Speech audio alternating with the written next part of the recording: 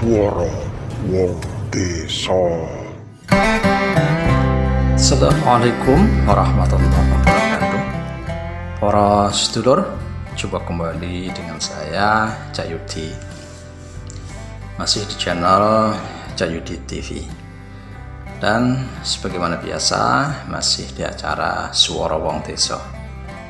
Wong Desa yang punya suara, Wong Desa yang ingin ikut berbicara, ya, walaupun sadar betul bahwa suaranya sumbang, suaranya pedang bercetot, ya. Tapi ya minimal saya sebagai Wong Desa ingin menyumbangkan pikiran, ya, karena menyumbangkan duit nggak punya duit, jadi nyumbanginnya pikiran. Oke, para sedulur, beberapa hari yang lalu saya bertemu dengan teman lama. Teman lama ini dulu bisa dikatakan sepaham dengan saya, sepaham seiman, yaitu sama Muslim dan sealiran, yaitu Nahdlatul Ulama atau NU. Tapi ketika saya bertemu itu kok dia sedikit berubah, ya. Beliau itu selalu memuji-muji aliran dari saudara-saudara kita, yaitu aliran Wahabi Salafi, ya. Beliau mengatakan bahwa sangat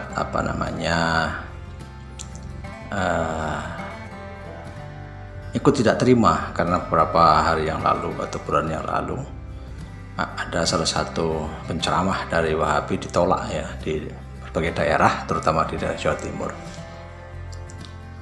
Beliau mengatakan itu nggak benar, begini-begini, pokoknya ya intinya dia membela kaum Wahabi. Kebetulan saya juga sering menyimak atau mengikuti ceramah dari saudara kita Wahabi, ya. Dan bukan satu dua, banyak, bahkan perdebatan mereka pun saya nonton, ya. Kemudian ya saya diem aja gitu, ya, karena saya nggak mau berdebat, ya. Karena perdebatan orang bodoh seperti saya, sama-sama bodoh itu jadinya bukan berdebat, tapi wengkel-wengkelan, ya, bisa tukaran kan gitu. Makanya saya tahan, ya udah, saya biarkan.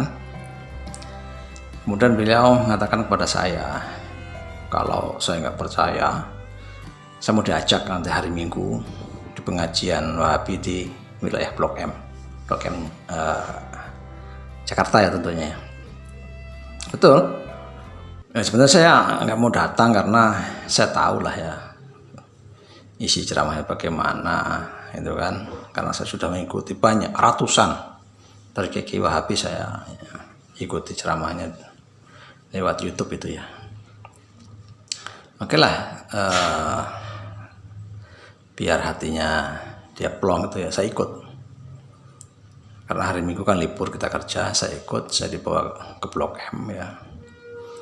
Ada salah satu masjid di sana, dan pengunjung di masjid itu rata-rata itu mahasiswa, orang-orang kantor, ya, pokoknya orang-orang yang intelek lah, yang datang ke sana.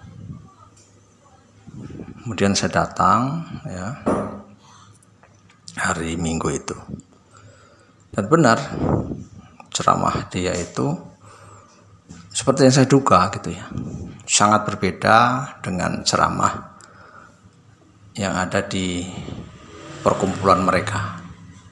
Karena di tempat umum, jadi ya yang dibahas tentunya tentang tafsir Al-Quran. Yang namanya tafsir Al-Quran itu ya sama, baik Nahdlatul Ulama, Muhammadiyah, Persis, ya, ataupun yang lain, ya, Wahabi, Darul Hadis, itu pun sama. Kalau memang mengutip dari Al-Quran, yang membedakan adalah dalil, ya, para sedulur. Dalilnya itu berbeda. Tapi ketika, ya, ini cerdasnya Wahabi, ya, ketika dia ceramah di depan umum itu sangat sangat berbeda, ya, karena memang yang disampaikan itu tafsir, ya, sama gitu. Setelah selesai pengajian, kayak pulang, Itu kita berhenti dulu di tempat makan gitu ya, kemudian kita istirahat dulu di taman di wilayah Blok M sana. Teman saya cerita, sekarang bagaimana, dengar sendiri kan, apa kejelekan Wahabi itu apa, di mana celahnya gitu kan. Yang disampaikan itu sama katanya kan, kebaikan semua isinya. Ya saya katakan bahwa seorang Wahabi atau Kiai Wahabi ketika dia ceramah di depan umum yang bukan khusus jamaahnya, tentunya ya sama, karena dia mengutip dari Al-Quran. Ya Al-Quran yang sama, yang membedakan itu adalah dalil. Ketika dia ceramah di jamaah dia akan mengatakan apa yang dilakukan oleh kaum atau umat NU itu bid'ah semua, haram semua. Seperti contoh, warga NU sudah menjadi tradisi mengadakan tahlilan, itu nggak boleh, itu bid'ah. Kalau bulan mulut mengadakan maulidan, itu bid'ah, haram. Karena bid'ah itu sebenarnya arti dari bid'ah itu melebihi dari haram. Karena apa? Orang yang melakukan bid'ah itu akan mendapat azab gitu loh, langsung neraka, intinya gitu, hadiah neraka gitu kan. Ya orang tahlilan kalau masuk neraka itu bagaimana gitu. Pokoknya apa yang dilakukan kegiatan-kegiatan dari NU itu bid'ah, itu dilarang. Rajaban, Isra Mi'raj itu bid'ah. Pokoknya apapun yang tidak pernah dilakukan oleh Rasulullah itu bid'ah. Banyak yang begitu. Bahkan menyukur jenggot itu hukumnya haram. Berarti orang berjenggot itu kan wajib, saya bilang gitu. Nah bagaimana dengan orang-orang Asia seperti Cina, Thailand, itu Filipina itu nggak berjenggot. Memang benar-benar nggak tumbuh, bukannya tidak mau mereka. Memang tidak tumbuh, terus bagaimana tuh mereka? Kalau wajib berarti kan harus. Nah, itu kan. Kemudian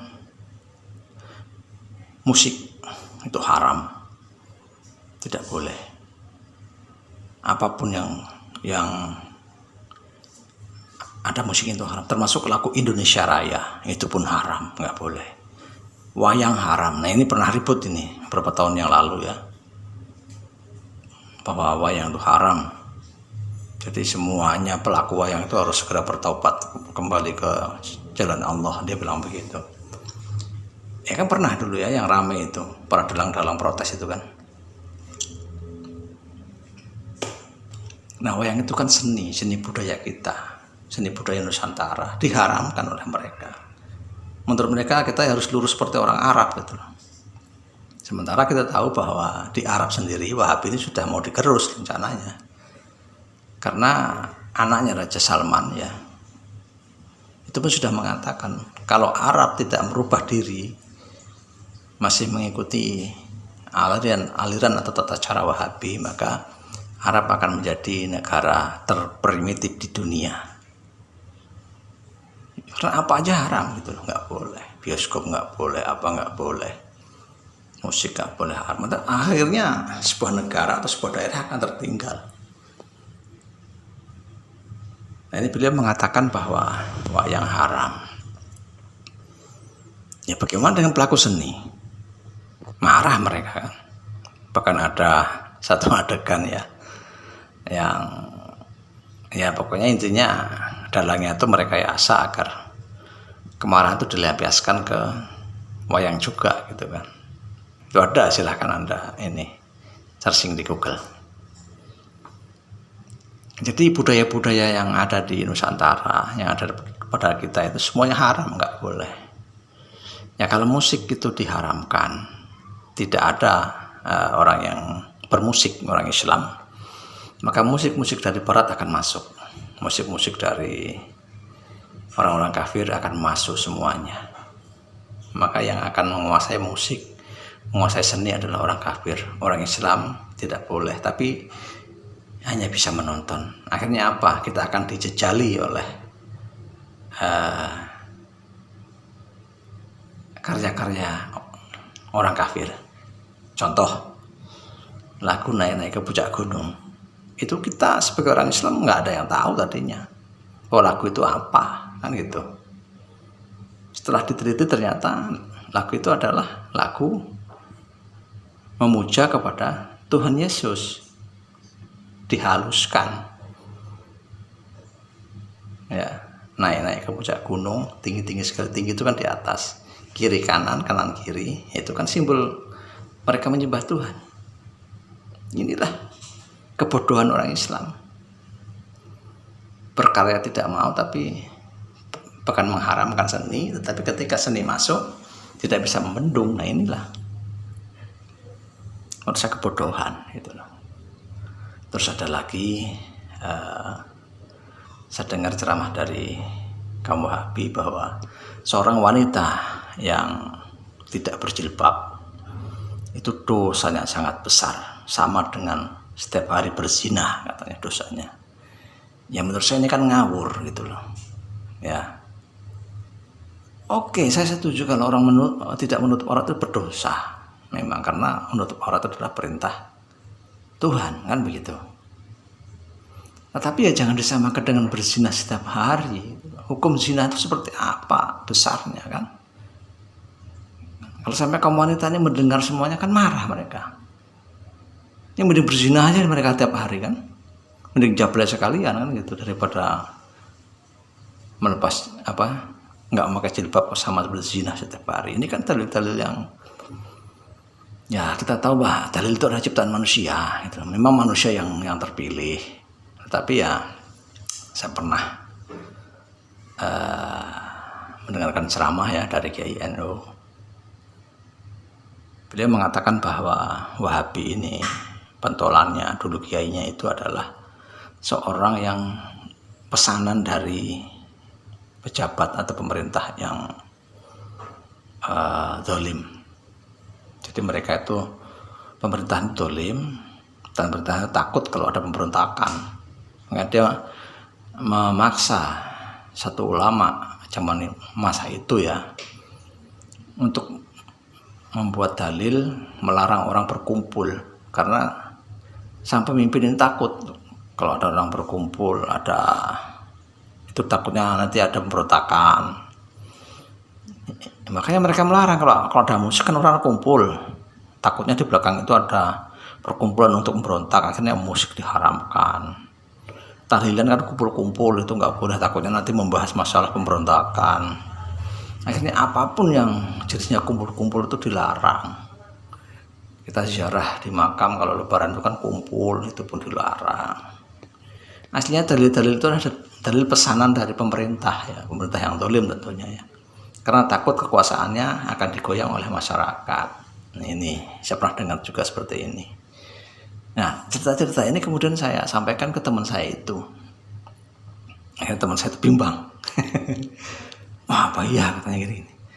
Ya saya bilang kamu tonton aja, kamu buka aja di YouTube kajian Wahabi di lingkungan Wahabi, jangan seperti tadi. Kalau seperti tadi memang yang dibahas tentang Al-Quran, membahas tentang tafsir ya sama. Tapi dalilnya itu yang berbeda. Dalil mereka dengan dalil NU itu berbeda. Dalil mereka dengan dalil Muhammadiyah pun berbeda. Dalil mereka dengan dalil Persis pun berbeda. Jadi dalil itulah yang membedakan. Bukan ajaran Al-Qurannya. Ajaran Al-Quran ya sama. Teman saya bimbang. Wah, apa iya? Itulah ya, kalau kita pentingnya kita berwawasan ya. Jadi jangan cuma satu jalur A, B, C kita pelajari juga. Kita pelajari dalam arti jangan membuat kita bimbang akhirnya nggak kesana ke sini, nggak begitu juga. Kita tetap berpegangan satu keyakinan kita. Misalkan NU ya NU, kalau misalkan Muhammadiyah ya Muhammadiyah. Ya untuk sekedar referensi, sekedar bahan perbandingan gitu. Oke para sedulur, Ini sudah lama ini. Sudah hampir 15 menit ya. Mungkin takutnya Anda bosan dengar suara saya yang nggak enak ini.